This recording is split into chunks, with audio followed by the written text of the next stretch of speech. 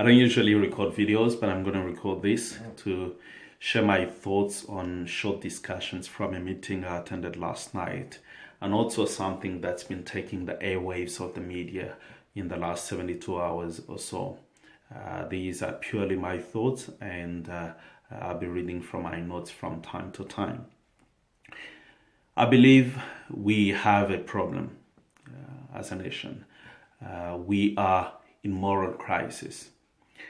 In recent years, corruption allegations and misuse of public funds by elected representatives and influential officials have added just another shade of darkness on the already so dark canopy of mistrust and disgust covering the sun of Australian politics. Senator Lucy Gichuhi's sin isn't an exception. It is not excusable, it is not defensible, it is wrong. And it is a shame, and in my opinion, for two reasons.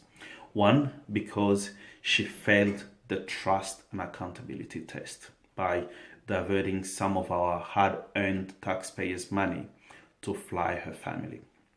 Number two, because she failed the common sense test by showing a clear disconnection between what ordinary Australians think of comfortable life and the reality of life she sees through her glasses. On this point, I was very shocked and rendered speechless for her to think that $200,000 base salary a year isn't a lot of money. And I felt for those on Centrelink benefit, some of them will have to survive with about 13,000 Australian dollars a year. Lucy is wrong, indefensible. As a Christian, she's committed a sin and she should definitely repent. But Lucy's sin isn't an exception. It is just another piece in the chain of untrustworthy Australian politicians. Why? Because this is not the first time it is happening. It's happened countless times before. It happened with former Speaker of the Lower House, Brownie Bishop, who charged taxpayers' money $5,000 for an 80-kilometers trip from Melbourne to Geelong to attend a party. It happened with former Treasurer Joe Hockey, now Australia's ambassador to the US, who charged us $1,000 a month to sleep in a $2 million property belonging to his wife in Canberra. It happened with former Victorian MP Steve Herbert, who charged Victorians money to chauffeur Patch and Ted around. And just in case you're wondering, Patch and Ted are not humans, they are dogs. It happened with current Treasurer Scott Morrison. In 2015, he charged taxpayers $400,000 for office expenses. That's almost 2 times Lucy's salary. It happened in 2012 with current manager of opposition business in the Lower House, Tony Burke, who took taxpayers' money to fly his family business class to Uluru.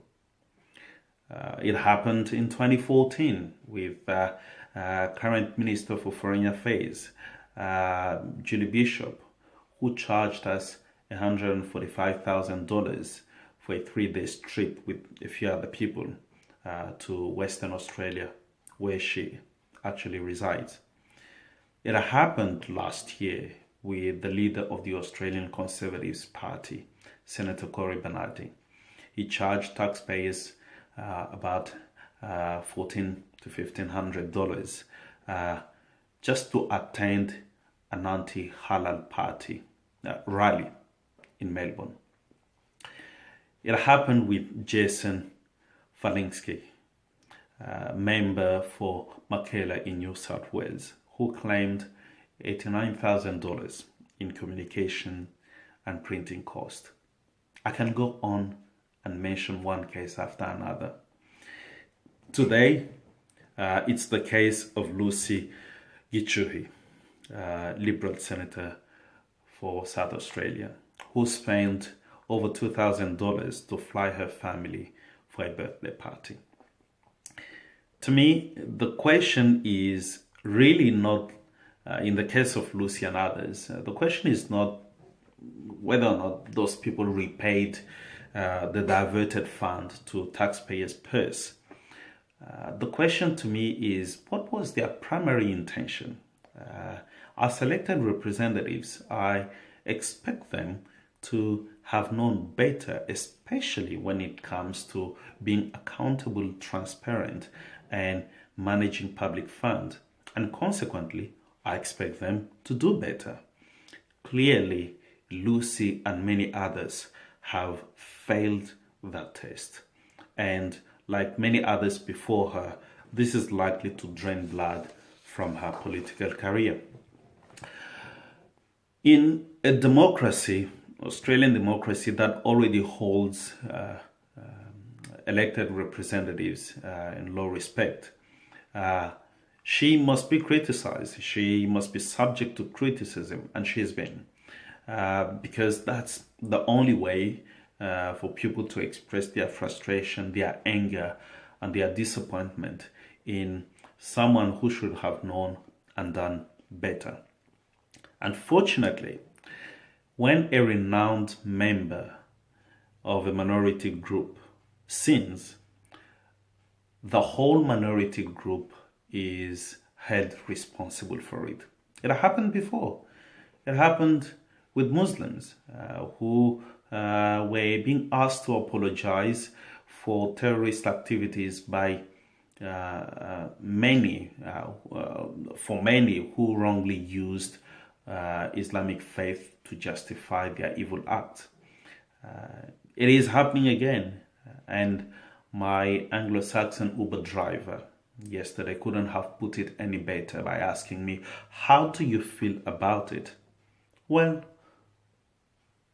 what am I supposed to feel? Am I required to feel something or to provide an explanation just because I'm black and Lucy is black? Well, I feel nothing. Hang on, I feel something. I feel a complete disgust and distrust for many of our political leaders from different political persuasions, black, white, old, not so old. People who continue to use power to inflate their personal and family pocket at the expense of many of us. But here is the problem.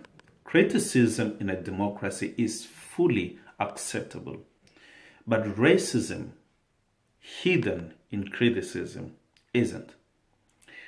I and many others have been so shocked, and even in my meeting yesterday, so shocked reading some racist comment on social media related to Lucy's behavior and comment on Kenyan TV. I spent just a few minutes on social media to just read a few of them, and I gathered a few here. One of them says, I'm going to read a few of them. One of them says, she must go back where she came from, Kenya. And another one, send her back to try it out in her real country, not this one. Another one, why doesn't our Prime Minister put her in her place, preferably Kenya? Go back, we don't want you here. Another one, nothing but an ungrateful immigrant. Another one said, Vagami, we import them now. Surely we produce enough political parasite ourselves. Another one says, Kenyans never disappoint when it comes to corruption. And added by another one, coming from a corrupt country, what else do you expect? Another one says, Look how corrupt her country is. She is trying to make herself feel comfortable with our money, meaning our white Australian money. Another one says, it's not just Kenya, it's most third world countries, he or she meant. Another one asked, isn't she Nigerian? Another question, isn't she a dual citizen? And another person said, surely there must be a dual citizenship issue with this nigger. Another one said, all politicians must be Australian born. Another one asked, is she even Australian born? And another one said, most of her people just arrived in Australia, are now driving around in new cars, staying in nice houses and claiming Centrelink, and they can't even understand English. Another one asked, $200,000, not a lot of money for somebody from her heritage. Another one says, I wonder how much of her salary is retained in Australia. Another one says, misuse of public fund, jail term in Kenya. Maybe she can earn more in Kenya once she's out. Another one asked, how did she even get there, in the Senate in the first place? Are we running out of Australians? Another one says, I reckon where she comes from, the average wage is something like $2 a day. Another one asked, who voted this pelican in? Another one says, fools voting for new foreigners to run our country. Another one says, she's going around and showing off so more of her tribe can get into politics. Another one goes off the mark completely and says, this is what is happening in South Africa with politicians. They think it's their right to take money from taxpayers. Sort her out before it's too late. I can go on and on reading some of the comments on social media. Clearly, this is not just criticism. This is racism. And for people like the Prime Minister to continue saying day in, day out that he thinks Australia is the most successful multicultural nation in the world. With this, his statement is a pure pub joke. Lucy's wrongdoing here gave a clear opportunity to many to express their inner hatred for migrants, for niggers like me, or basically people who are not born here or who do not look so white. We do have a double problem today. The first one relates to a clear lack of ethical and moral conduct from our political leaders. And the second one relates to a lack of harmony and a tendency by many to create a divided society between the us and them, which of course is nurtured by racism, discrimination, social exclusion, and emphasis on differences. Criticism is okay in a democracy, but racism is never okay.